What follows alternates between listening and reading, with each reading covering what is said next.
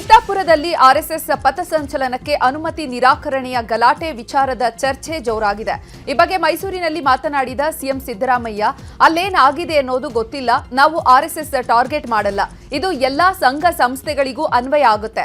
ಈ ಹಿಂದೆ ಜಗದೀಶ್ ಶೆಟ್ಟರ್ ಸಿಎಂ ಆಗಿದ್ದಾಗ ಸಾರ್ವಜನಿಕ ಸ್ಥಳದಲ್ಲಿ ಕಾರ್ಯಕ್ರಮ ಮಾಡಲು ಅನುಮತಿ ಕಡ್ಡಾಯ ಎಂದು ಜಾರಿ ಮಾಡಿದ್ರು.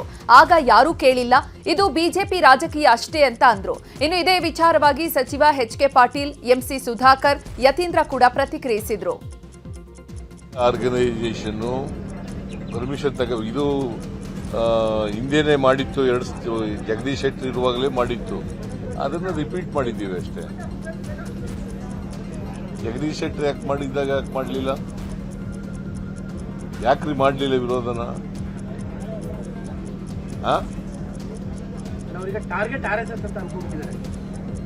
ಟಾರ್ಗೆಟ್ ಆರ್ಎಸ್ಎಸ್ ಅಲ್ವೇ ಅಲ್ಲ, ಎನಿ ಆರ್ಗನೈಸೇಷನ್.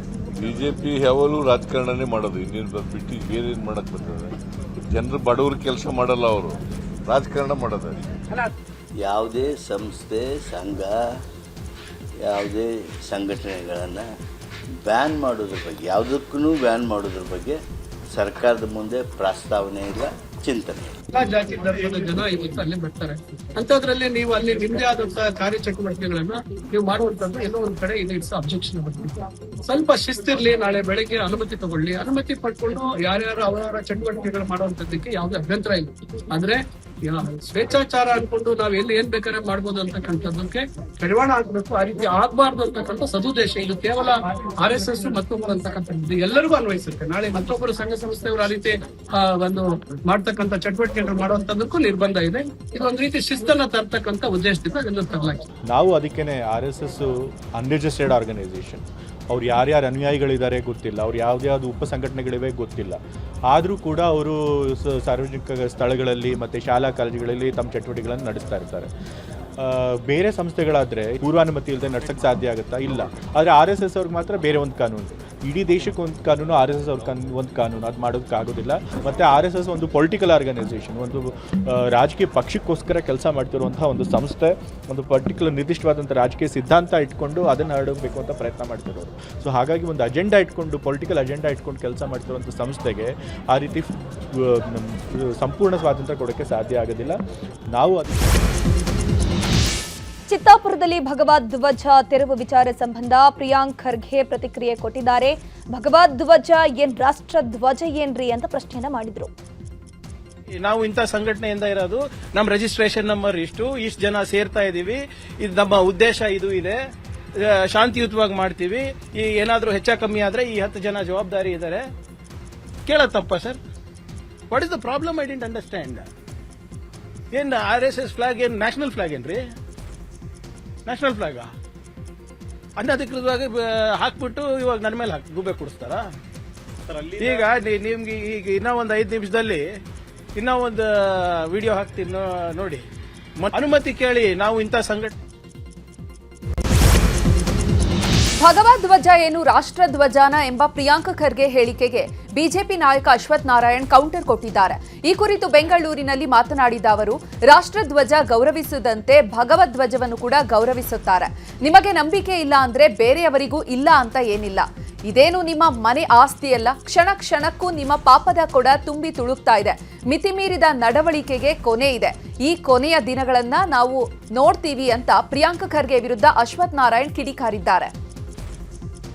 ಗೌರವಿಸೋ ಹಾಗೆ ಅದನ್ನು ಗೌರವಿಸುವಂಥದ್ದಾಗುತ್ತೆ. ಅವರವರ ಭಾವನೆಗಳನ್ನು ಗೌರವಿಸೋ ನೀವು ಈ ರೀತಿ ನಿಮಗೆ ಗೌರವ ಇಲ್ಲ ಅಂದರೆ ಬೇರೆಯವ್ರ ಗೌರವ ಇಲ್ಲ ಅಂತ ಅಲ್ಲ. ಬೇರೆಯವರ ಗೌರವ, ನಂಬಿಕೆಯನ್ನು ಗೌರವಿಸೋದು ನಿಮ್ಮ ಕರ್ತವ್ಯ, ನಿಮ್ಮ ಮನೆ ಆಸ್ತಿ ಅಲ್ಲ. ನಿಜಕ್ಕೂ ಪದೇ ಪದೇ ಕ್ಷಣ ಕ್ಷಣನೂ ನೀವು ತಪ್ಪನ್ನು ಮಾಡ್ತಾನೆ ಇದ್ದೀರಾ. ಆ ಪಾಪದ ಕೊಡ ತುಂಬಿ ತುಂಬಿ ತುಳುತ್ತಾನೆ ಇದೆ. ನಿಮ್ಮ ತಪ್ಪು ಮಿತಿಮೀರಿ ನಡೀತಿದೆ, ಮಿತಿಮೀರ್ತಿದೆ. ಈ ಮಿತಿಮೀರಿ ನಡವಳಿಕೆ ಅದಕ್ಕೂ ಒಂದು ಕೊನೆ ಇದೆ. ಖಂಡಿತ ಆ ಕೊನೆಯ ದಿನಗಳನ್ನು ನಾವು ನೋಡ್ತೀವಿ, ಎದುರು ನೋಡ್ತಾ ಇದ್ದೀವಿ. ಸಚಿವ ಪ್ರಿಯಾಂಕ್ ಖರ್ಗೆ ಪರವಾಗಿ ಬೀದರ್ನ ಅಂಬೇಡ್ಕರ್ ಸರ್ಕಲ್ನಲ್ಲಿ ಪ್ರತಿಭಟನೆ ಮಾಡಲಾಯಿತು. ಇನ್ನು ಪ್ರತಿಭಟನೆ ವೇಳೆ ನಗರಸಭೆ ಅಧ್ಯಕ್ಷ ಮೊಹಮ್ಮದ್ ಗೌಸ್ ಮಾತಿನ ಭರದಲ್ಲಿ ನಾಲಿಗೆ ಹರಿಬಿಟ್ಟಿದ್ದಾರೆ. ಖರ್ಗೆ ವಿರುದ್ಧ ಕಣ್ಣೆತ್ತಿ ಮಾತನಾಡಿದ್ರೆ ಅವರ ಕಣ್ಣು ಕಿತ್ತು ಗೋಲಿ ಆಡ್ತೀವಿ ಅಂತ ಹೇಳಿದ್ದಾರೆ. ಪ್ರಿಯಾಂಕ್ ಖರ್ಗೆ ಅವರಿಗೆ ಬೆದರಿಕೆಯ ಕರೆ ಬರ್ತಾ ಇದೆ. ಅವರ ಪರ ನಾವಿದ್ದೀವಿ, ಅವರಿಗೆ ಏನಾದ್ರಾದ್ರೆ ನಾವು ನಿಮ್ಮನ್ನ ಬಿಡೋದಿಲ್ಲ ಅಂತ ಹೇಳಿದ್ದಾರೆ. ಇನ್ನು ಪ್ರಿಯಾಂಕ್ ಖರ್ಗೆ ಬೆದರಿಕೆ ಹಿನ್ನೆಲೆ ಹುಬ್ಬಳ್ಳಿಯ ಗೋಕುಲ್ ರಸ್ತೆಯಲ್ಲಿರುವಂತಹ ಆರ್ಎಸ್ಎಸ್ ಕಚೇರಿಗೆ ಕಾಂಗ್ರೆಸ್ನ ಕಾರ್ಯಕರ್ತರು ಮುತ್ತಿಗೆಗೆ ಯತ್ನಿಸಿದ್ದಾರೆ. ಯೂತ್ ಕಾಂಗ್ರೆಸ್ ಅಧ್ಯಕ್ಷ ಅರ್ಜುನ್ ಪಾಟೀಲ್ ನೇತೃತ್ವದಲ್ಲಿ ಒಂದು ಪ್ರತಿಭಟನೆ ನಡೆದಿದ್ದು, ಪ್ರತಿಭಟನಾಕಾರರನ್ನ ಪೊಲೀಸರು ತಡೆ ಹಿಡಿದಿದ್ದಾರೆ. ಬಳಿಕ ಪ್ರತಿಭಟನಾಕಾರರನ್ನ ವಶಕ್ಕೆ ಪಡೆದುಕೊಂಡಿದ್ದಾರೆ. ಆರ್ಎಸ್ಎಸ್ಗೆ 100 ವರ್ಷ ಪೂರೈಸಿದ ಹಿನ್ನೆಲೆ ಚಿತ್ರದುರ್ಗದ ಚಳ್ಳಕೆರೆ ನಗರದಲ್ಲಿ ಆರ್ಎಸ್ಎಸ್ ಪಥಸಂಚಲನ ನಡೆಸಲಾಗಿದೆ. ನಗರದ ಪ್ರಮುಖ ಬೀದಿಗಳಲ್ಲಿ ಗಣವೇಶವನ್ನ ತೊಟ್ಟು ಲಾಠಿ ಹಿಡಿದು ಪಥಸಂಚಲನ ನಡೆಸಿದ್ದಾರೆ. ಈ ವೇಳೆ ರಸ್ತೆಯುದ್ದಕ್ಕೂ ಖಾಕಿ ಕಣ್ಗಾವಲು ಇರಿಸಲಾಗಿದೆ. ಇನ್ನು ಚಿಕ್ಕಬಳ್ಳಾಪುರದ ಚಿಂತಾಮಣಿಯಲ್ಲೂ ಕೂಡ ಆರ್ಎಸ್ಎಸ್ ಪಥಸಂಚಲನಕ್ಕೆ ಚಾಲನೆ ಸಿಕ್ಕಿದೆ. ಪಥಸಂಚಲನದ ಹಿನ್ನೆಲೆ ನಗರದ ಮುಖ್ಯ ಬೀದಿಗಳು ಕೇಸರಿಮಯವಾಗಿತ್ತು. ಪೊಲೀಸ್ ಬಿಗಿ ಭದ್ರತೆಯಲ್ಲಿ ಪಥಸಂಚಲನ ನಡೆಸಲಾಯಿತು. ಆರ್ಎಸ್ಎಸ್ ಸಂಘಕ್ಕೆ 100 ವರ್ಷ ಪೂರೈಸಿದ ಹಿನ್ನೆಲೆ ತುಮಕೂರಿನಲ್ಲೂ ಕೂಡ ಆರ್ಎಸ್ಎಸ್ ಕಾರ್ಯಕರ್ತರಿಂದ ಪಥಸಂಚಲನ ಮಾಡಲಾಗಿದೆ. ಸಮವಸ್ತ್ರ ಧರಿಸಿ ಕೈಯಲ್ಲಿ ದಂಡ ಹಿಡಿದು ಸರ್ಕಾರಿ ಜೂನಿಯರ್ ಕಾಲೇಜು ಮೈದಾನದಲ್ಲಿ ಕಾರ್ಯಕ್ರಮವನ್ನು ನಡೆಸಿಕೊಟ್ಟಿದ್ದಾರೆ. ರಾಜ್ಯದಲ್ಲಿ ಆರ್ಎಸ್ಎಸ್ ಚಟಾಪಟಿ ಬೆನ್ನಲ್ಲೇ ನವೆಂಬರ್ ಮೊದಲ ವಾರದಲ್ಲಿ ಆರ್ಎಸ್ಎಸ್ ಸರಸಂಘ ಚಾಲಕ ಮೋಹನ್ ಭಾಗವತ್ ಬೆಂಗಳೂರಿಗೆ ಭೇಟಿಯನ್ನು ಕೊಡಲಿದ್ದಾರೆ. ಸರ್ಕಾರ ಆರ್ಎಸ್ಎಸ್ಗೆ ಪರೋಕ್ಷವಾಗಿ ಅಂಕುಶ ಹಾಕಿರುವ ಬಳಿಕ ರಾಜ್ಯಕ್ಕೆ ಮೋಹನ್ ಭಾಗವತ್ ಭೇಟಿಯನ್ನು ಕೊಡ್ತಿದ್ದು, ಬೌದ್ಧಿಕ ಸಮಾವೇಶದಲ್ಲಿ ಭಾಗಿಯಾಗಲಿದ್ದು ಭಾರೀ ಕುತೂಹಲ ಮೂಡಿಸಿದೆ. ಬೆಂಗಳೂರಲ್ಲಿ ರಸ್ತೆ ಗುಂಡಿಗಳ ಸಮಸ್ಯೆಯಿಂದ ಬೇಸತ್ತ ಉದ್ಯಮಿ ಕಿರಣ್ ಮಜುಮ್ದಾರ್ ಶಾ ತಾವೇ ಅಭಿವೃದ್ಧಿ ಮಾಡಲು ಮುಂದಾಗಿದ್ದಾರೆ. ಸರ್ಕಾರ ಮಾಡದಿದ್ರೆ ಏನಂತೆ, ನಾನೇ ಮಾಡ್ತೀನಿ, ರಸ್ತೆ ಕೊಡಿ ಅಂತ ಆನೇಕಲ್ ವ್ಯಾಪ್ತಿಯ 10ಕ್ಕೂ ಹೆಚ್ಚು ರಸ್ತೆಗಳ ಅಭಿವೃದ್ಧಿ ಮಾಡಲು ನಗರಾಭಿವೃದ್ಧಿ ಇಲಾಖೆ ಮತ್ತು ಜಿಲ್ಲಾಧಿಕಾರಿ ಬಳಿ ಮಾತುಕತೆಯನ್ನು ನಡೆಸಿದ್ದಾರೆ. ಇನ್ನು ಇದೇ ವಿಚಾರವಾಗಿ ಡಿಸಿಎಂ ಡಿಕೆ ಶಿವಕುಮಾರ್ ಬೆಂಗಳೂರಿನಲ್ಲಿ ಮಾತನಾಡಿದ್ದಾರೆ. ಬೆಂಗಳೂರಿನ ರಸ್ತೆ ಅಭಿವೃದ್ಧಿ ಮಾಡೋದಾದ್ರೆ ಮಾಡ್ಲಿ, ಕಿರಣ್ ಮಜುಮ್ದಾರ್ ಶಾ ಬಂದು ನಮ್ಮನ್ನ ಕೇಳಲಿ ಅಂತ ಹೇಳಿದ್ದಾರೆ. ನಮಗೆ ಬೆಂಗಳೂರಿನ 10ರಿಂದ 15 ರಸ್ತೆ ಕೊಡಿ, ನಾವೇ ಡೆವಲಪ್ ಮಾಡ್ತೀವಿ. ಬಹಳ ಸಂತೋಷ. ಅವ್ರಿಗೆ ಆಯ್ಕೆ ಮಾಡಿ ಅವ್ರಿಗೆ ಅವ್ರು ನಂಗೆ ಮಾತಾಡಿಲ್ಲ, ನಂಗೆ ಮಾತಾಡದೆ ಕೊಟ್ಟಿದ್ದಾರೆ. ಅವ್ರಿಗೆ ಏನ್ ಬೇಕು ಅಂದ್ಬಿಟ್ಟು ಅವ್ರನ್ನೂ ಕರೆಸ್ತೀನಿ, ಅವರು ಬರ್ದ್ಕೊಳ್ಳಿ, ಅವರೇ ಡೆವಲಪ್ಮೆಂಟ್ ಮಾಡಿ. ಬಹಳ ಸಂತೋಷ. ಖಂಡಿತ ಕೊಡ್ತೀವಿ. ರಾಜ್ಯದಲ್ಲಿ ಪವರ್ ಶೇರಿಂಗ್ ನವೆಂಬರ್ ಕ್ರಾಂತಿ ವಿಚಾರ ಸಿಕ್ಕಾಪಟ್ಟೆ ಸದ್ದು ಮಾಡ್ತಾ ಇದೆ. ಕಾಂಗ್ರೆಸ್ನಲ್ಲಿ ಕ್ರಾಂತಿ ಕಿಚ್ಚು ಜೋರಾಗಿದೆ. ಇದರ ನಡುವೆ ಡಿಸಿಎಂ ಡಿಕೆ ಶಿವಕುಮಾರ್ ಮುಖ್ಯಮಂತ್ರಿ ಪಟ್ಟಕ್ಕೇರೋಕೆ ನಾನಾ ಯತ್ನವನ್ನ ಮಾಡ್ತಿದ್ದಾರೆ ಎನ್ನಲಾಗ್ತಾ ಇದೆ. ಈ ಬೆಳವಣಿಗೆಗಳ ನಡುವೆಯೇ ಡಿಕೆ ಶಿವಕುಮಾರ್ ಅವರು ಎಐಸಿಸಿ ಅಧ್ಯಕ್ಷ ಮಲ್ಲಿಕಾರ್ಜುನ ಖರ್ಗೆ ಅವರನ್ನ ಭೇಟಿಯಾಗಿ ಗೌಪ್ಯ ಚರ್ಚೆ ನಡೆಸಿದ್ದಾರೆ ಎನ್ನಲಾಗ್ತಾ ಇದೆ. ಪಕ್ಷ ಸಂಘಟನೆ, ಬಿಹಾರ ಚುನಾವಣೆ ಕುರಿತು ನಾಯಕರು ಚರ್ಚೆ ನಡೆಸಿದ್ದಾರೆ. ಡಿಸಿಎಂ ಡಿಕೆ ಶಿವಕುಮಾರ್ ಬೆಂಗಳೂರು ನಾಗರಿಕರ ಸಮಸ್ಯೆ ಆಲಿಸಲು ಬೆಂಗಳೂರು ನಡಿಗೆ ಕಾರ್ಯಕ್ರಮವನ್ನು ಕೈಗೊಂಡಿದ್ರು. ಬೆಂಗಳೂರು ಪೂರ್ವ ನಗರ ಪಾಲಿಕೆಯಲ್ಲಿ 2 ಕಿಲೋಮೀಟರ್ ನಡಿಗೆ ಮಾಡಿದಂತಹ ಅವರು ಜನರ ಕುಂದು ಕೊರತೆಗಳನ್ನು ಆಲಿಸಿದ್ರು. ಈ ವೇಳೆ ಮಹಿಳೆಯೊಬ್ಬರು ಗೃಹಲಕ್ಷ್ಮಿ ಹಣ ಬಂದೇ ಇಲ್ಲ ಅಂತ ಹೈಡ್ರಾಮಾ ಮಾಡಿದ್ರು. ಅಧಿಕಾರಿಗಳಿಂದ ಸ್ಥಳದಲ್ಲೇ ಹಣ ಜಮಾ ಆಗಿದಂತಹ ಡೀಟೇಲ್ಸ್ ಅನ್ನ ಪಡೆದ ಡಿಕೆಶಿ, ನಿನ್ನ ಮಾತು ನಂಬಿ ನಾನು ಲಕ್ಷ್ಮಿ ಹೆಬ್ಬಾಳ್ಕರ್ನ ಸಸ್ಪೆಂಡ್ ಮಾಡ್ತಾ ಇದ್ದೆ ಅಂತ ಅಂದ್ರು. ಕೊಡಿ ನಿನ್ ಮೊಬೈಲ್.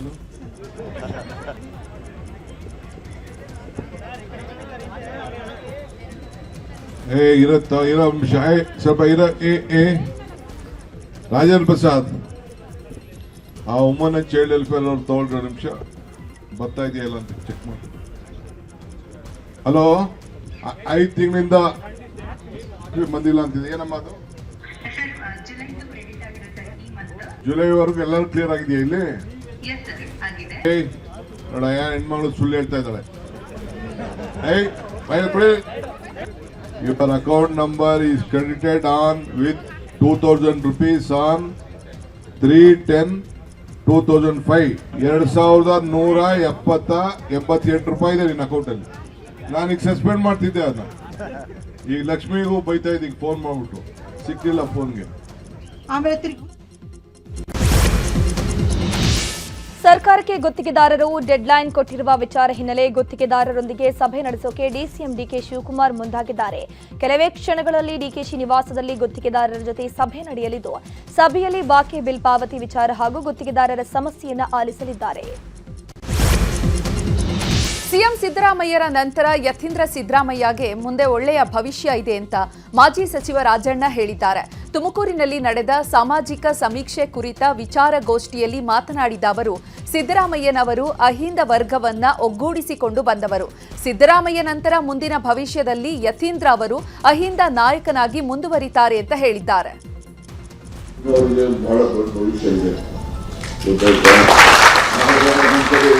ಸಿದ್ದರಾಮಯ್ಯವ್ರಿಗೆ ಹೇಳ್ತಾ ಇರ್ತೀವಿ, ಏನ್ ನೀವು ಆದ್ಮೇಲೆ ಯಾರ್ರಿ ರಾಜಕೀಯ ಬಿಡಯ ಯಾವ್ದೊಬ್ರು ಬರ್ತಾರೆ ಹೆಂಗೋ ಆಗ್ತದೆ ಅಂತಿರ್ತಾರೆ. ಆದ್ರೆ ನಾವು ಯಾರಾದ್ರೂ ಆಗ್ಲಿ ಒಬ್ಬ ನಾಯಕನ ಗುರುತಿಸ್ಕೊಂಡು ನಾವು ಅವರ ಹೆಸರಿನಲ್ಲಿ ನಾವು ಸಂಘಟನೆಯನ್ನ ಮಾಡ್ಕೊಳ್ತಕ್ಕಂಥ ಅಗತ್ಯ ಇದೆ. ನಾಯಕ ಇದ್ದಿದ್ರೆ ಯಾವುದೇ ಸಂಘಟನೆ ಇರಲಿಲ್ಲ. ಹುಕ್ಕೇರಿ ತಾಲೂಕಿನ ಡಿಸಿಸಿ ಬ್ಯಾಂಕ್ ಚುನಾವಣೆ ಮುಂದೂಡಿ ಹೈಕೋರ್ಟ್ ಆದೇಶ ವಿಚಾರದ ಬಗ್ಗೆ ಮಾತನಾಡಿರುವಂತಹ ಡಿಸಿಸಿ ಅಭ್ಯರ್ಥಿ ರಮೇಶ್ ಕತ್ತಿ, ಈಗಾಗಲೇ ಸುಪ್ರೀಂ ಕೋರ್ಟ್ ಆದೇಶಗಳಿದ್ದಾವೆ. ಒಮ್ಮೆ ಚುನಾವಣೆ ಘೋಷಿಸಿದ ಬಳಿಕ ಯಾವುದೇ ವೇಳಾಪಟ್ಟಿ ಬದಲಾವಣೆ ಮಾಡಬಾರದು. ಅದು ಕೂಡ ಹೈಕೋರ್ಟ್ ಈ ಆದೇಶವನ್ನ ಕೊಟ್ಟಿದೆ. ಈ ಕುರಿತು ಬರುವ ದಿನಗಳಲ್ಲಿ ಕಾನೂನು ಸಲಹೆ ಪಡೆದು ಕಾನೂನು ಹೋರಾಟ ಮಾಡ್ತೀನಿ ಅಂತ ಹೇಳಿದ್ದಾರೆ. ನನಗೂ ಒಂದು ಆಶ್ಚರ್ಯ ಆಗಿದೆ. ಯಾಕಂದ್ರೆ ಸುಪ್ರೀಂ ಕೋರ್ಟ್ನ ಕೆಲವಷ್ಟು ವರ್ಡಿಕ್ಸ್ ಅದಾವೆ. ಇವತ್ತು ಒಮ್ಮೆ ಕ್ಯಾಲೆಂಡರ್ ಆಫ್ ಇವೆಂಟ್ಸ್ ಡಿಕ್ಲೇರ್ ಆದ ನಂತರ ಹೌದು ಯಾವುದೇ ರೀತಿಯ ಹಸ್ತಕ್ಷೇಪ ಕೋರ್ಟ್ ಆಗಲಿ ಇನ್ಯಾವುದೇ ಸಂಸ್ಥೆಗಳಲ್ಲಿ ಅದನ್ನ ಹಸ್ತಕ್ಷೇಪ ಮಾಡಬಾರ್ದು ಅನ್ನುವಂಥ ಸಾಕಷ್ಟು ಸಲ ಅದು ವರ್ಡಿಕ್ ಮಾಡಿದರೂ ಸಹಿತ ಇವತ್ತು ನಿನ್ನೆ ನನಗೆ ಇವತ್ತು ಬೆಳಿಗ್ಗೆ ಗೊತ್ತಾಗಿದ್ದು ಏನು, ಇವತ್ತು ಹುಕ್ಕೇರಿ ಒಂದೇ ತಾಲೂಕಿನ ಚುನಾವಣೆಯನ್ನು ಮುಂದೂಡಲಾಗ್ಯದ. 28ನೇ ತಾರೀಕು ದಿವಸ ಏನೋ ವೋಟಿಂಗ್ ಮಾಡ್ತಾರೆ ಅನ್ನೋಂಥ ಮಾಹಿತಿ ನನಗೆ ಬಂದಿದೆ. ಅದಕ್ಕೆ ನನಗೆ ಅದರಲ್ಲಿ ಕಾನೂನು ಸಲಹೆ ಪಡ್ಕೊಂಡು ಅದಕ್ಕೆ ಏನು ಮಾಡಬೇಕು ಬರುವ ದಿನಮಾನದಾಗ ಮಾಡ್ತಾರೆ. ದಸರಾ ಮುಗಿದು ದೀಪಾವಳಿ ಬಂದರೂ ಆಶಾ ಕಾರ್ಯಕರ್ತೆಯರು ಮತ್ತು ಅಂಗನವಾಡಿ ಕಾರ್ಯಕರ್ತೆಯರಿಗೆ ಸಂಬಳ ನೀಡಿಲ್ಲ. ಹೀಗಾಗಿ ಕಳೆದ 2-3 ತಿಂಗಳಿನಿಂದ ಸಂಬಳ ಇಲ್ಲದೆ ಕಾರ್ಯಕರ್ತೆಯರು ಪರದಾಡ್ತಿದ್ದಾರೆ. 69,000ಕ್ಕೂ ಹೆಚ್ಚು ಅಂಗನವಾಡಿ ಕಾರ್ಯಕರ್ತೆಯರು ಮತ್ತು 35,000ಕ್ಕೂ ಹೆಚ್ಚು ಆಶಾ ಕಾರ್ಯಕರ್ತೆಯರಿಗೆ ಸಂಬಳ ನೀಡಿಲ್ಲ. ಹೀಗಾಗಿ ಹಬ್ಬಕ್ಕೂ ನಮ್ಮ ಬಳಿ ದುಡ್ಡಿಲ್ಲ ಅಂತ ಕಾರ್ಯಕರ್ತೆಯರು ಅಳಲು ತೋಡಿಕೊಂಡಿದ್ದಾರೆ. ಈಗ ಈ ಮಂತ್ 20 ಬಂದರೆ ಈಗ 3ನೇ ತಿಂಗಳಾಗುತ್ತೆ. ಸೊ ಹೋದ ತಿಂಗಳಿಗೆ ಕೇಳಿದ್ವಿ, ಆವಾಗ್ಲೂ ಕೂಡ ಹಾಕ್ತೀವಿ ಅಂದರು, ಹಾಕಲಿಲ್ಲ. ಬರೀ 5,000 ಮಾತ್ರ ಹಾಕಿದ್ರು ಹೋದ ತಿಂಗಳು. ಈ ತಿಂಗಳು ಅದು ಇಲ್ಲ. ಈಗ ಇನ್ನು ನಮಗೆ ಇನ್ಸೆಂಟಿವ್ ಅಂದರೆ ಈಗ 3 ಮಂತ್ಸ್, ಈ ಮಂತ್ ಸೇರಿಸಿದ್ರೆ 3 ಮಂತ್ಸಿಂದ ಇಲ್ಲ. ಕೇಳಿದ್ರೆ ಈ ರಜೆಗಳು ಜಾಸ್ತಿ ಬಂತು ಅಂತ ಒಂದು ರೀಸನ್ ಕೊಟ್ಟರು ಅವಾಗ. ಬಟ್ ಇವಾಗ ಕೇಳಿದ್ರೆ ಬಡ್ಜೆಟ್ ಇಲ್ಲ, 1ನೇ ತಾರೀಕು ತನಕ ಯಾವುದೇ ರೀತಿ ಸಂಬಳ ಹಾಕೋದಿಲ್ಲ ಅಂತ ಹೇಳ್ತವ್ರೆ ಸರ್. ಅದೇ ಈಗ ನಮಗೂ ಕಷ್ಟ ಆಗಿದೆ ಸರ್. ಬರೀ ಸಾಲ ಮಾಡೋದೇ ಆಗೋಗ್ಬಿಟ್ಟೈತೆ. ಸಾಲ ತೀರ್ಸೋ ಬಗ್ಗೆ ಹೆಂಗೆ ಅಂತ ನಮಗೂ ಗೊತ್ತಾಗ್ತಾ ಇಲ್ಲ. ಲಾಡ್ಜ್ನಲ್ಲಿ ಯುವಕ ಅನುಮಾನಾಸ್ಪದವಾಗಿ ಸಾವನ್ನಪ್ಪಿರುವ ಘಟನೆ ಬೆಂಗಳೂರಿನ ಮಡಿವಾಳದ ಲಾಡ್ಜ್ನಲ್ಲಿ ನಡೆದಿದೆ. ಪುತ್ತೂರು ಮೂಲದ ತಕ್ಷಿತ್ ಸಾವನ್ನಪ್ಪಿದ ಯುವಕನಾಗಿದ್ದು 8 ದಿನದ ಹಿಂದೆ ಬೆಂಗಳೂರಿಗೆ ಯುವತಿಯೊಂದಿಗೆ ತಕ್ಷಿತ್ ಬಂದಿದ್ದ. ಈ ವೇಳೆ ಲಾಡ್ಜ್ನಲ್ಲಿ ಯುವತಿಯೊಂದಿಗೆ ತಕ್ಷಿತ್ ಉಳ್ಕೊಂಡಿದ್ದ. ನಿನ್ನೆ ಫುಡ್ ಡೆಲಿವರಿ ಬಾಯ್ನಿಂದ ಊಟ ತರಿಸಿಕೊಂಡಿದ್ದಂತಹ ಈ ಜೋಡಿ ಬಳಿಕ ಊಟ ತಿಂದ ಮೇಲೆ ಫುಡ್ ಪಾಯ್ಸನಿಂಗ್ ಆಗಿದ್ದು ಮೆಡಿಕಲ್ಗೆ ಹೋಗಿ ಮಾತ್ರೆ ತಂದು ತಿಂದಿದ್ರು. ನಂತರ ಯುವತಿಯನ್ನ ತಕ್ಷಿತ್ ಆಟೋದಲ್ಲಿ ಲಾಡ್ಜ್ನಿಂದ ಹೊರಗೆ ಕಳಿಸಿದ್ದ. ಇದಾದ ಬಳಿಕ ತಕ್ಷಿತ್ ಮಲಗಿದ್ದಲ್ಲೇ ಶವವಾಗಿ ಪತ್ತೆಯಾಗಿದ್ದಾನೆ. ಸದ್ಯ ಯುವಕನ ಮೃತದೇಹ ಮರಣೋತ್ತರ ಪರೀಕ್ಷೆಗೆ ಕಳಿಸಲಾಗಿದ್ದು ಮಡಿವಾಳ ಪೊಲೀಸರು ತನಿಖೆ ಮುಂದುವರೆಸಿದ್ದಾರೆ. ಅಂತ ವಿಸಿಟ್ ಮಾಡಿದ್ದಾರೆ. ಕಂಟಿನ್ಯೂ ಮಾಡ್ತಾ ಹೋದ್ರು. ಸಪೋರ್ಟ್ ಆಗಿಲ್ಲ, ಕಾಲೇಜಿದೂ ಕೆಲಸ ಆಗಿಲ್ಲ ಅಂತ ಕಂಟಿನ್ಯೂ ಮಾಡ್ತಾ ಹೋಗ್ತಾ ಇದ್ರು. ನಿನ್ನೆ ಚೆಕ್ಔಟ್ ಟೈಮಲ್ಲಿ ನಾವು ಕಾಲ್ ಮಾಡಿದ್ದೆ ಅವರಿಗೆ. ಪೇಮೆಂಟ್ ಡೈಲಿ ಕೊಡ್ತಾ ಇದ್ದೆವು. ನಿನ್ನೆ ಬ್ಯಾಲೆನ್ಸ್ ಇತ್ತು, ನಿನ್ನೆ ಕಂಟಿನ್ಯೂ ಬ್ಯಾಲೆನ್ಸ್ ಇತ್ತು. ಹಂಗೆ ನಾವು ಕಾಲ್ ಮಾಡುವಾಗ ರಿಸೀವ್ ಮಾಡ್ತಾ ಇರಲಿಲ್ಲ. ನಮ್ಗೆ ಡೌಟಾಗಿ ಹುಡುಗಿ ಮುನ್ನ ಹೋಗಿದ್ಲು. ನಿನ್ನೆ ಡೌಟಾಗಿ ಸ್ಟೇಷನ್ಗೆ ಇನ್ಫಾರ್ಮ್ ಮಾಡಿದ್ವಿ ನಾವು. ಆವಾಗ ಅವ್ರು ಬಂದು ಚೆಕ್ ಮಾಡುವಾಗ ಹುಡುಗ ಮಲಗಿದ್ದಾನೆ. ಏನಂತ ಗೊತ್ತಿಲ್ಲ, ಹಾರ್ಟ್ ಅಟ್ಯಾಕ್ ಅಲ್ಲ ಏನು ಪ್ರಾಬ್ಲಮ್ ಅಂತ ಗೊತ್ತಿಲ್ಲ. ಬೆಂಗಳೂರಿನಲ್ಲಿ ಯಾಮಿನಿ ಪ್ರಿಯಾ ಕೊಲೆ ಪ್ರಕರಣ ಸಂಬಂಧ ಆರೋಪಿ ವಿಘ್ನೇಶ್ ಹೊಟ್ಟೆನೋವು ಅಂತ ಡ್ರಾಮಾ ಮಾಡಿದ್ದಾನೆ. ಹೀಗಾಗಿ ಕೆಸಿ ಜನರಲ್ ಆಸ್ಪತ್ರೆಗೆ ದಾಖಲಿಸಲಾಗಿದ್ದು ಸ್ಕ್ಯಾನಿಂಗ್ಗೆ ವೈದ್ಯರು ಸೂಚನೆ ಕೊಟ್ಟಿದ್ದಾರೆ. ಇನ್ನು ವಿಚಾರಣೆ ವೇಳೆ ಒನ್ ಸೈಡ್ ಲವ್ ಸ್ಟೋರಿ ಬಿಚ್ಚಿಟ್ಟಿದ್ದಾನೆ ಎನ್ನಲಾಗ್ತಾ ಇದೆ. ಯಾಮಿನಿ ಮನೆಯಲ್ಲಿ ಮದುವೆಗೆ ಒಪ್ಪಿಸೋಕೆ ವಿಘ್ನೇಶ್ ಪೀಡಿಸ್ತಾ ಇದ್ದಂತೆ. ಹತ್ಯೆಯ ದಿನ ಬೈಕ್ನಲ್ಲಿ ಹಿಂಬಾಲಿಸಿ ಪ್ರೀತ್ಸೆ ಅಂತ ಪೀಡಿಸಿದ್ದು ಯಾಮಿನಿ ನಿರಾಕರಿಸಿದ್ದಕ್ಕೆ ಚಾಕುವಿನಿಂದ ಮುಖ ಕುತ್ತಿಗೆ ಕೊಯ್ದು ಹತ್ಯೆಗೈದಿದ್ದಾನೆ. ಇಂದು ಆರೋಪಿಯನ್ನು ಪೊಲೀಸರು ಕೋರ್ಟ್ಗೆ ಹಾಜರುಪಡಿಸಿ ಕಸ್ಟಡಿಗೆ ಪಡೆಯೋಕೆ ಸಿದ್ಧತೆ ನಡೆಸಿದ್ದಾರೆ. ಬಿ ಫಾರ್ಮಾ ವಿದ್ಯಾರ್ಥಿನಿ ಯಾಮಿನಿ ಪ್ರಿಯಾ ಕೊಲೆ ಪ್ರಕರಣ ಸಂಬಂಧ ನ್ಯಾಯಕ್ಕಾಗಿ ಆಗ್ರಹಿಸಿ ಸಾರ್ವಜನಿಕರು ಪ್ರತಿಭಟನೆ ಮಾಡಿದ್ದಾರೆ. ಜಸ್ಟಿಸ್ ಫಾರ್ ಯಾಮಿನಿ ಪ್ರಿಯಾ ಅಂತ ಪ್ರತಿಭಟನೆ ಮಾಡಲಾಗಿದ್ದು ಹಂತಕನಿಗೆ ತಕ್ಕ ಶಿಕ್ಷೆ ಆಗಬೇಕು ಅಂತ ಶ್ರೀರಾಂಪುರ ಪೊಲೀಸ್ ಠಾಣೆ ಮುಂದೆ ಸಾರ್ವಜನಿಕರು ಜಮಾಯಿಸಿ ಆಗ್ರಹಿಸಿದ್ದಾರೆ. ವೈದ್ಯೆ ಕೃತಿಕಾ ರೆಡ್ಡಿ ಕೊಲೆ ಪ್ರಕರಣ ಕ್ಷಣ ಕ್ಷಣಕ್ಕೂ ರೋಚಕ ತಿರುವು ಪಡೀತಾ ಇದೆ. ಇನ್ನು ಕೇಸ್ ದಾಖಲಿಸಿಕೊಂಡಿರುವಂತಹ ಪೊಲೀಸರು ತೀವ್ರ ವಿಚಾರಣೆ ನಡೆಸುತ್ತಿದ್ದಾರೆ. ಪೊಲೀಸ್ ಕಸ್ಟಡಿಯಲ್ಲಿರುವಂತಹ ಆರೋಪಿ ಡಾಕ್ಟರ್ ಮಹೇಂದ್ರ ರೆಡ್ಡಿ ಹೈಡ್ರಾಮಾ ಮಾಡ್ತಿದ್ದಾನೆ. ನನಗೇನು ಗೊತ್ತಿಲ್ಲ, ನಾನೇನು ಮಾಡೇ ಇಲ್ಲ ಅಂತಿದ್ದಾರಂತೆ ಡಾಕ್ಟರ್ ಮಹೇಂದ್ರ ರೆಡ್ಡಿ. ನಾನು ಚಿಕಿತ್ಸೆಯನ್ನ ಮಾತ್ರ ಕೊಟ್ಟೆ ಸರ್, ನನ್ನ ಹೆಂಡತಿಯನ್ನ ನಾನು ಯಾಕೆ ಕೊಲೆ ಮಾಡ್ಲಿ ಅಂತ ಡ್ರಾಮಾ ಮಾಡ್ತಿದ್ದಾನಂತೆ. ಆಟೋ ಅಡ್ಡಗಟ್ಟಿ ಚಾಲಕನಿಗೆ ಹಲ್ಲೆ ನಡೆಸಿರುವಂತಹ ಘಟನೆ ಪುತ್ತೂರಿನ ಫಿಲೋಮಿನಾ ಕಾಲೇಜಿನ ಬಳಿ ನಡೆದಿದೆ. ಆಟೋ ನಿಲ್ಲಿಸಿದ ಹಿನ್ನೆಲೆಯಲ್ಲಿ ಆಟೋವನ್ನ ಹಿಂಬಾಲಿಸಿ ಟ್ರಾಫಿಕ್ ಪೊಲೀಸರು ಹಲ್ಲೆ ನಡೆಸಿದ್ದಾರೆ. ಸದ್ಯ ಹಲ್ಲೆ ಖಂಡಿಸಿ ಪೊಲೀಸರ ವಿರುದ್ಧ ಆಟೋ ಚಾಲಕರು ಪ್ರತಿಭಟನೆ ನಡೆಸಿದ್ರು. ಸದ್ಯ ಈ ಪ್ರಕರಣಕ್ಕೆ ಸಂಬಂಧಪಟ್ಟಂತೆ ಹಲ್ಲೆ ನಡೆಸಿದ ಟ್ರಾಫಿಕ್ ಎಎಸ್ಐ ಮತ್ತು ಸಿಪಿಸಿ ಶ್ರೀಶೈಲ ಅವರನ್ನ ಅಮಾನತು ಮಾಡಲಾಗಿದೆ. ದಕ್ಷಿಣ ಕನ್ನಡ ಜಿಲ್ಲಾ ಎಸ್ಪಿ ಆದೇಶವನ್ನ ಹೊರಡಿಸಿದ್ದಾರೆ. ಉಡುಪಿಯ ಮೂಡು ಪೆರಂಪಳ್ಳಿಯಲ್ಲಿ ಶವ ಸಾಗಾಟಕ್ಕೂ ಜನರು ಪರದಾಡುವಂತಹ ಪರಿಸ್ಥಿತಿ ಬಂದಿದೆ. ವೃದ್ಧೆಯೊಬ್ಬರು ಇಂದು ಮೃತಪಟ್ಟಿದ್ರು. ಅವರ ಶವ ಸಾಗಿಸೋಕೆ ಸ್ಥಳೀಯ ಜನರು ಸಂಕಷ್ಟಪಟ್ಟಿದ್ದಾರೆ. ಸರಿಯಾದ ರಸ್ತೆ ಇಲ್ಲದೆ ಕಿರಿದಾದ ಸ್ಥಳದಲ್ಲೇ ಜನರು ಓಡಾಡುವ ಪರಿಸ್ಥಿತಿ ಎದುರಾಗಿದೆ. ಇದರ ಬಗ್ಗೆ ನಗರಸಭೆ ಗಮನಕ್ಕೆ ತಂದರೂ ಕೂಡ ಯಾವುದೇ ರೀತಿಯ ಪ್ರಯೋಜನ ಆಗ್ತಿಲ್ಲ. ಕನಿಷ್ಠ ಪಕ್ಷ ಆಂಬ್ಯುಲೆನ್ಸ್ ಓಡಾಟಕ್ಕಾದರೂ ರಸ್ತೆ ಮಾಡಿಕೊಡಿ ಅಂತ ಸ್ಥಳೀಯ ನಿವಾಸಿಗಳು ಅಳಲನ್ನ ತೋಡ್ಕೊಂಡಿದ್ದಾರೆ. ಹಲವು ದಿನಗಳಿಂದ ಮಂಡ್ಯ ಜಿಲ್ಲೆಯ ಪಾಂಡವಪುರ ತಾಲೂಕಿನ ರಾಂಪುರ ಗ್ರಾಮದ ಸುತ್ತಮುತ್ತ ಚಿರತೆಯ ಓಡಾಟ ಹೆಚ್ಚಾಗಿತ್ತು. ಈ ಹಿನ್ನೆಲೆಯಲ್ಲಿ ಅರಣ್ಯ ಇಲಾಖೆ ಚಿರತೆಯ ಸೆರೆಗೆ ಬೋನನ್ನ ಇರಿಸಿತ್ತು. ಸದ್ಯ ಇಂದು ಅರಣ್ಯ ಇಲಾಖೆ ಇಟ್ಟಿದ್ದಂತಹ ಬೋನಿಗೆ ಚಿರತೆ ಸಿಕ್ಕಿದ್ದು ಗ್ರಾಮಸ್ಥರು ನಿಟ್ಟುಸಿರು ಬಿಟ್ಟಿದ್ದಾರೆ.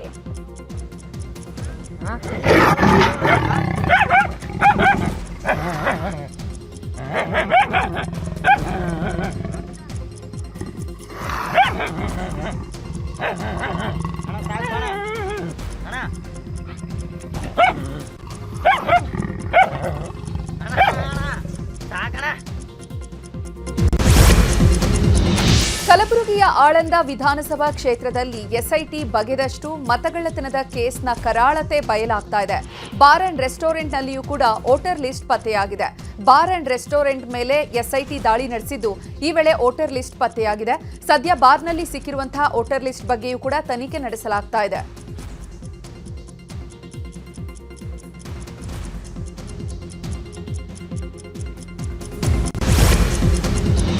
ಮೂರು ದಿನಗಳಿಂದ ರಾಮನಗರ ಜಿಲ್ಲೆಯ ಚನ್ನಪಟ್ಟಣ ನಗರದಲ್ಲಿ ಮುಸ್ಲಿಮರಿಂದ ಗಂಧದ ಹಬ್ಬ. ಈ ಹಿನ್ನೆಲೆಯಲ್ಲಿ ನಿನ್ನೆ ಕವಾಲಿ ಆಯೋಜನೆ ಮಾಡಲಾಗಿತ್ತು. ಈ ವೇಳೆ ಭದ್ರತೆಗೆ ಎಂದು ತೆರಳಿದ್ದ ಪೊಲೀಸರಿಗೆ ಸನ್ಮಾನದ ವೇಳೆ ಹಣ ಸುರಿಯಲಾಗಿದೆ. ವೇದಿಕೆ ಮೇಲೆ ಹಣದ ಕಂತೆ ಎಸೆಯಲಾಗಿದ್ದು ಪೊಲೀಸರು ಕೂಡ ನಗುತ್ತಲೇ ಫೋಟೋಗೆ ಪೋಸ್ ಕೊಟ್ಟಿದ್ದಾರೆ. ಸದ್ಯ ಪೊಲೀಸರಿಗೆ ಹಣದ ಹೊಳೆ ಸುರಿಸುವ ವಿಡಿಯೋ ಸೋಷಿಯಲ್ ಮೀಡಿಯಾದಲ್ಲಿ ಸಿಕ್ಕಾಪಟ್ಟೆ ವೈರಲ್ ಆಗಿದೆ. ಹಾವೇರಿಯಲ್ಲಿ ಲೋಕಾಯುಕ್ತ ಇಲಾಖೆ ಅಧಿಕಾರಿಗಳು ಭರ್ಜರಿ ಬೇಟೆಯಾಡಿದ್ದಾರೆ. ಹಾನಕಲ್ ತಾಲೂಕಿನ ತಹಶೀಲ್ದಾರ್ ಕಚೇರಿಯಲ್ಲಿ ಲಂಚ ಪಡೆಯುತ್ತಿರುವಾಗಲೇ ಶಿರಸ್ತೇದಾರ್ ಮತ್ತು ಕೇಸ್ ವರ್ಕರ್ ಲಾಕ್ ಆಗಿದ್ದಾರೆ ಮತ್ತು ಆರ್ಟಿಸಿ ದುರಸ್ತಿ ಮಾಡಿಕೊಡಲು ನವೀನ್ ಅನ್ನೋರಿಂದ 12,000 ರೂಪಾಯಿ ಲಂಚ ಪಡೆಯುತ್ತಿದ್ದಾಗ ಅಧಿಕಾರಿಗಳಿಗೆ ಸಿಕ್ಕಿಬಿದ್ದಿದ್ದಾರೆ.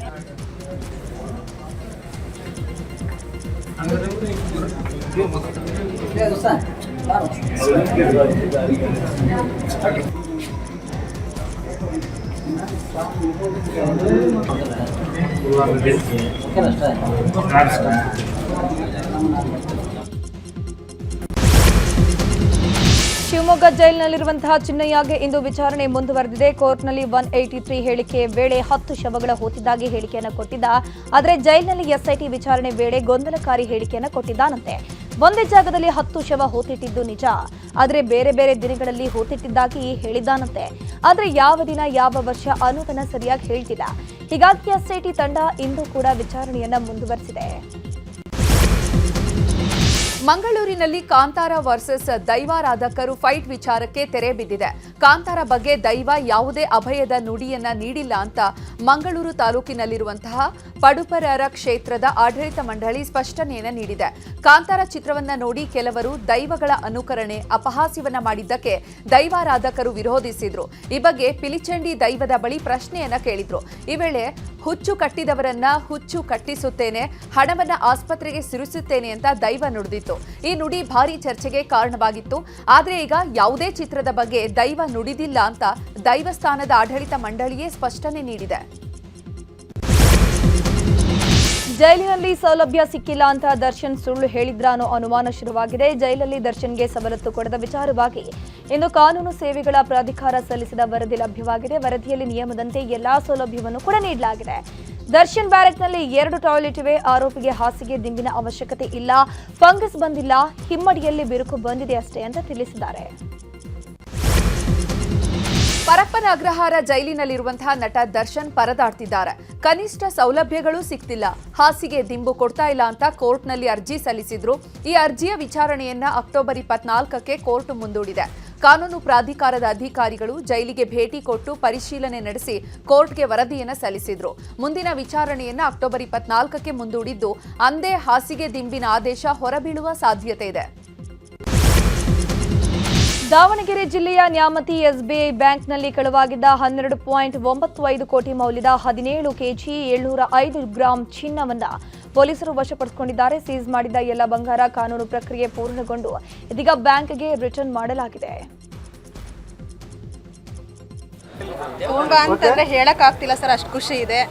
ಅಂದ್ರೆ ನನ್ನ ಮಕ್ಕಳು ಬಂಗಾರ ಇದ್ದ ಗಂಡನಿಂದ ಎಲ್ಲ ಹಿಂಸೆನೂ ಪರಿಹಾರ ಆಗಿದೆ ಸರ್. ನಂಗೆ ಗೊತ್ತ ಖುಷಿ ಇದೆ. ಮನೆ ಎಲ್ಲ ನಿದ್ದೆನೆ ಬರ್ತಿರ್ಲಿಲ್ಲ ಸರ್. ಇವತ್ತಂತೂ ತುಂಬಾ ತುಂಬ ನಿದ್ದೆ ಮಾಡ್ತೀನಿ ಸರ್. ಯಾಕೆಂದ್ರೆ ಬಂಗಾರ ಕಳ್ಕೊಂಡು ತಂಗಿನೂ ಕಳ್ಕೊಂಡು ದುಃಖ ಒಂದು ಇತ್ತು ಸರ್. ನಂಗೆ ಮನೇಲಿ ದಿನ ಪ್ರಾಬ್ಲಮ್ ನಡೀತಾ ಇತ್ತು ಸರ್. ನಂಗೆ ಮನೇಲಿ ಅಂತಂದ್ರೆ ಗಂಡ ಹೆಂಡತಿ ಜಗಳನೂ ನಡೀತಾ ಇತ್ತು. ಆಮೇಲೆ ತಮ್ಮನ ಹೆಂಡ್ತಿದು ಸ್ವಲ್ಪ ಗೋಲ್ಡ್ ಎಲ್ಲ ಇಟ್ಕೊಂಡಿದ್ವಾ, ಅವ್ರೇನಾದ್ರು ಅಂತಾರೆ ನನ್ನ ಸ್ವಲ್ಪ ಭಯ ಇತ್ತು. ತಂಗಿ ಕಳ್ಕೊಂಡು ತಂಗಿದು ಬಂಗಾರ ಇಟ್ಟಿದ್ವಿ, ತಂಗಿದು ಬಂಗಾರ ಸಿಗ್ತಿದೆ ಅನ್ನೋದೊಂದು ಖುಷಿ ಇದೆ. ಕೊಡ್ತಾರೆ ಅನ್ನೋದು ನಂಬಿಕೆನೇ ಇದೆ. ಹಾಸನಾಂಬೆ ದರ್ಶನಕ್ಕೆ ನೂಕುನುಗ್ಗಲು ಉಂಟಾಗಿದೆ. 300 ರೂಪಾಯಿ ಟಿಕೆಟ್ ಸರತಿ ಸಾಲುಗಳಲ್ಲಿ ಕಿಲೋಮೀಟರ್ ಗಟ್ಟಲೆ ಜನರು ನಿಂತಿದ್ದಾರೆ. ಇಂದು ವೀಕೆಂಡ್ ಹಿನ್ನೆಲೆಯಲ್ಲಿ ಹೆಚ್ಚಿನ ಸಂಖ್ಯೆಯಲ್ಲಿ ಹಾಸನಾಂಬೆ ದರ್ಶನಕ್ಕೆ ಭಕ್ತರು ಬರ್ತಿದ್ದಾರೆ. ನಿರೀಕ್ಷೆ ಮೀರಿ ಜನರು ಬರ್ತಾ ಇರೋದ್ರಿಂದ ಭಕ್ತರನ್ನ ನಿಯಂತ್ರಿಸಲು ಜಿಲ್ಲಾಡಳಿತ ಹರಸಾಹಸ ಪಡ್ತಾ ಇದೆ. ಹಾಸನಾಂಬೆ ದರ್ಶನವನ್ನ ಸಿಎಂ ಸಿದ್ದರಾಮಯ್ಯ ಪತ್ನಿ ಪಾರ್ವತಿ ಪಡೆದುಕೊಂಡಿದ್ದಾರೆ. ಇದೇ ಮೊದಲ ಬಾರಿಗೆ ಹಾಸನಾಂಬೆ ದರ್ಶನಕ್ಕೆ ಪತ್ನಿ ಪಾರ್ವತಿ ಆಗಮಿಸಿದ್ದು ದೇವಿಗೆ ವಿಶೇಷ ಪೂಜೆ ಸಲ್ಲಿಸಿದ್ದಾರೆ.